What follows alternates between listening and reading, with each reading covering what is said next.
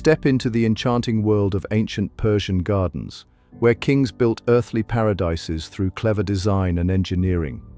These stunning spaces weren't just beautiful, they shaped power, culture, and garden design across the globe for centuries. The story of Persian gardens begins over 2,500 years ago in a land of harsh deserts and scorching heat. The ancient Persians had a brilliant idea. They would create their own paradise on earth. The word paradise actually comes from the Old Persian paradisa, meaning a walled garden. These weren't just regular gardens.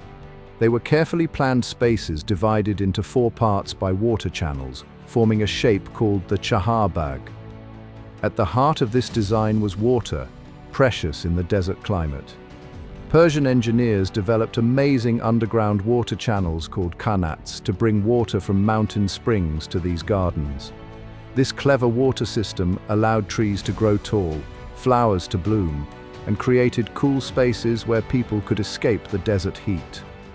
The gardens became powerful symbols. They showed that Persian rulers could turn barren land into lush, green spaces, almost like magic. The Chaharbagh design wasn't just beautiful, it was revolutionary.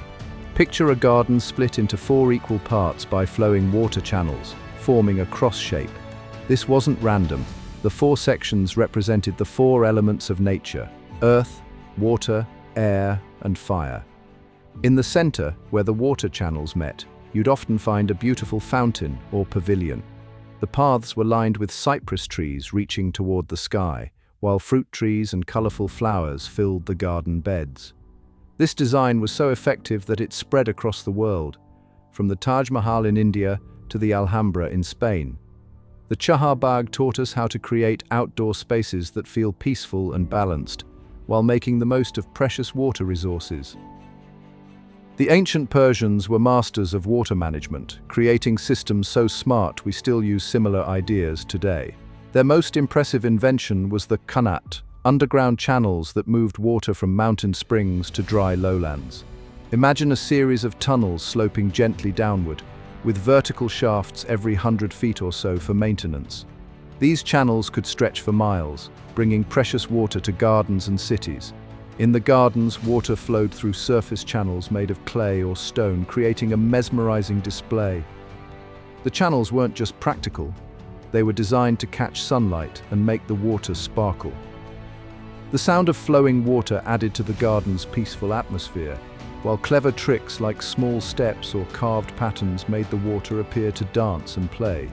This system was so effective that some ancient Qanats in Iran still work today.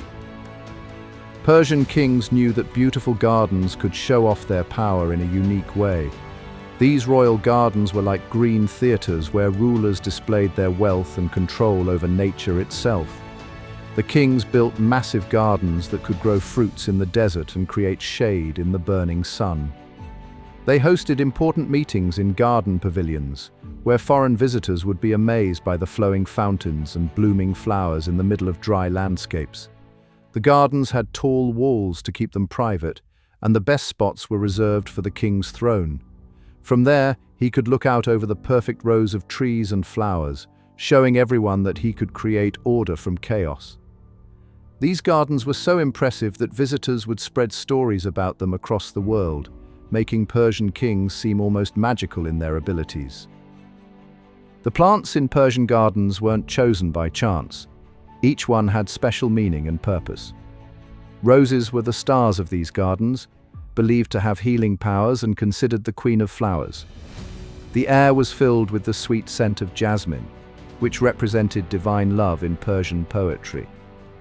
Tall cypress trees pointed straight to heaven and symbolized eternal life, while fruit trees like pomegranates meant abundance and blessing.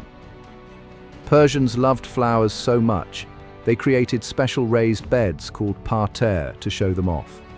They planted tulips, which actually originated in Persia, and sweet-smelling herbs like mint and saffron. These plants didn't just look pretty, they were used for medicine, cooking, and making perfumes. The garden became a living pharmacy and perfume shop, where every plant had a story to tell. Let's explore the oldest known Persian garden, built by Cyrus the Great around 550 BCE in Pasargadae. This amazing garden was the blueprint that shaped garden design for over 2,000 years. Cyrus built it as part of his royal palace, creating a green oasis that stretched across 2.5 square kilometers.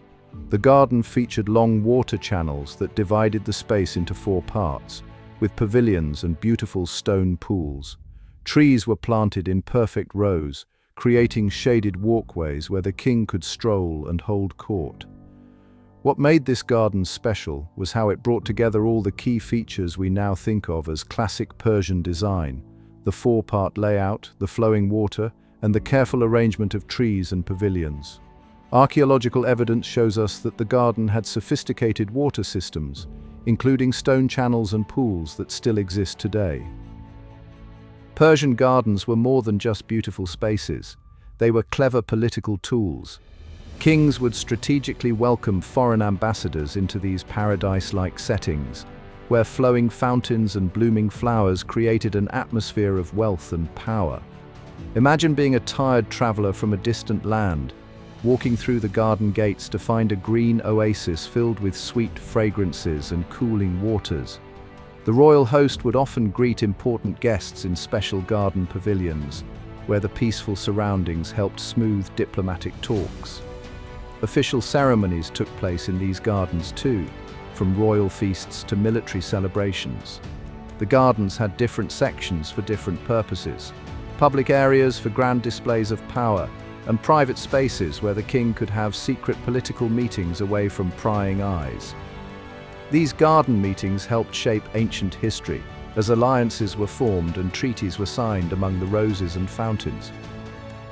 The influence of Persian gardens spread far beyond ancient Iran, shaping how people designed outdoor spaces across 3 continents. Islamic rulers brought these garden designs to Spain, where the famous Alhambra shows clear Persian influences in its courtyards and water features.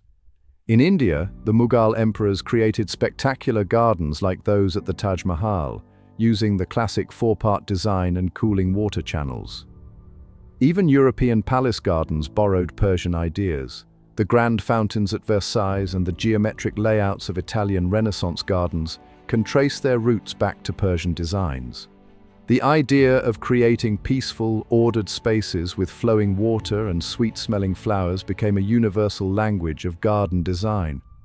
These gardens taught the world how to blend beauty with practical features like irrigation and shade, creating spaces that were both stunning and functional. Many ancient Persian gardens faced tough challenges over time. Wars, neglect, and changing climates damaged these amazing spaces. The famous gardens of Babylon, once counted among the world's wonders, completely disappeared. But there's hope. Today, 9 Persian gardens are protected as UNESCO World Heritage Sites. In Iran, teams of experts work to save these historic places using both old and new methods.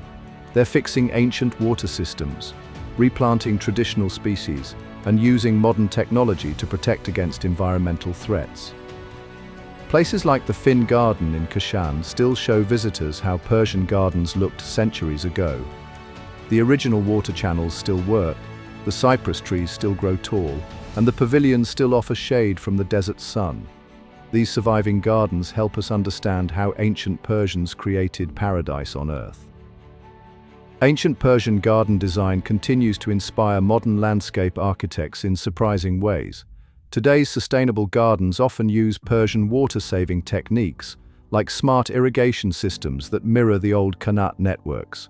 Many modern gardens feature the peaceful 4-part design, with water as the central element. Look at Dubai's Al Barari development.